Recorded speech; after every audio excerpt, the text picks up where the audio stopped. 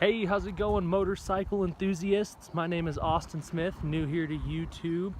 A lot of interest going on in the newer Husqvarna KTM market. I've owned about, I don't know, 6 or 7 KTMs in a row. I have a 2017 250XC, but this is my newest purchase, a 2018 Husqvarna TX300 two-stroke. Picked this up here in Southern California for an amazing deal. They paid off my 2016 KTM 450 XCF trade. I was a little disappointed with KTM's choice going with the 5-speed and the cross-country models. A little disappointed. Really need that 6-speed out here, especially so you can gear it down for the rocks. So back to the TX300. I have approximately exactly 8 hours, you can't see it, 8 hours on the hour meter, iPhone video, trying to figure this out. And first thing I did to this bike was, of course, ride it. So the first place I rode it was down here at sea level in El Centro, California, wide open desert, real Baja style. Ran amazing, absolutely phenomenal power, couldn't believe it. Second ride was up at about 4,000 feet in the mountains, rocky single track, a little more technical. Absolutely dominated up there too. I actually rode the bike this morning, so I haven't washed it yet. I plan on riding tomorrow too. Got a few days off work, taking advantage of my time wisely.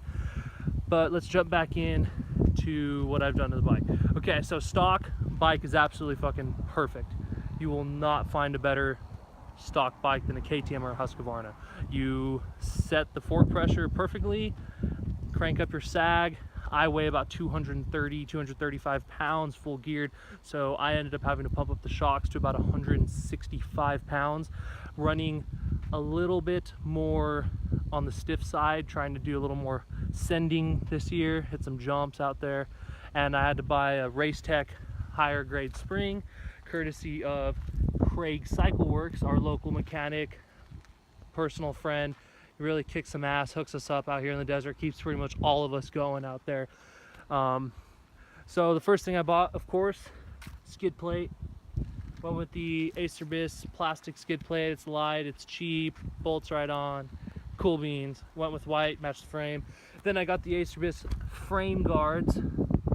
A little bit better, more protective, better looking than the stock ones. The stock ones are pretty cheap, and they're only about 40 bucks, so hell yeah. Then I went with the neon plastic kit. I've always seen these type of bikes on Instagram, Facebook, you know, kind of cool looking. So I went with the neon plastic kit to try to mix it up, stand out a little bit more this year in the desert. And then I had the graphics designed by Red Label MX. Also went with a pretty cool look to it. Everybody's pretty stoked on it. Second thing I did was go from the heavy, ugly looking stock pipe to the titanium Power Core 2.1 silencer that they have offered through FMF. Got pretty much all my parts off Rocky Mountain ATVMC. So far, it's absolutely the best website to go through. Been ordering there for probably about 10 years. It's bar none, just the best. So I ended up with this silencer. Noticed a little bit crisper. I don't know if I'd say it was louder or quieter, probably pretty much the same.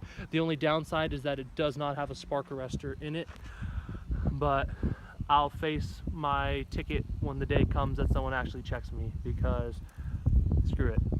I ended up getting this shark fin. I don't remember where I got the shark fin. I found a deal in one of my email subscriptions and ended up ordering that. You know, a little bit of rear wheel protection, rear disc protection. Works good. The stock tires, AT81 soft terrain tires, pretty awesome. Probably the best tires I've ever ridden in my day. Next up, we have the Scott steering stabilizer for all open desert and Baja style anything. When you go up to speed, I honestly would recommend it even for wood riding, maybe even some motocross. Keeps the bars straight, keeps it tracking well. You never know when you're gonna hit that rock that's gonna jerk the bars out of your hands. Next thing I did was more for cosmetics, was the grips. ODI lock-on grips, pretty good. And the stock handguards were hideous for this bike, so I ended up getting these Acerbis handguards. match the bike, look good, get it done, protect your hands, you never know what's gonna come. So this bike, perfect to go. Still have the gas on from earlier. Will always start up first try. The fastest electric start I've ever seen. I did a race up in Flagstaff, Arizona a few weeks ago. I was probably the last off the line because I didn't realize where they were doing the banner drop, and still pulled second off the whole shot at about 150 guys because of how insanely fast and how insanely fast the electric starter worked. It was just insane.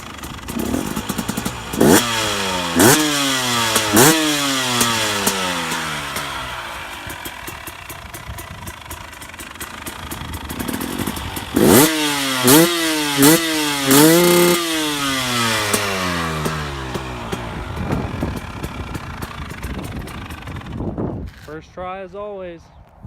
Thanks for tuning in, guys. Check out my website, waragainstsweat.com, Gladiator Retentive Wear. Thanks.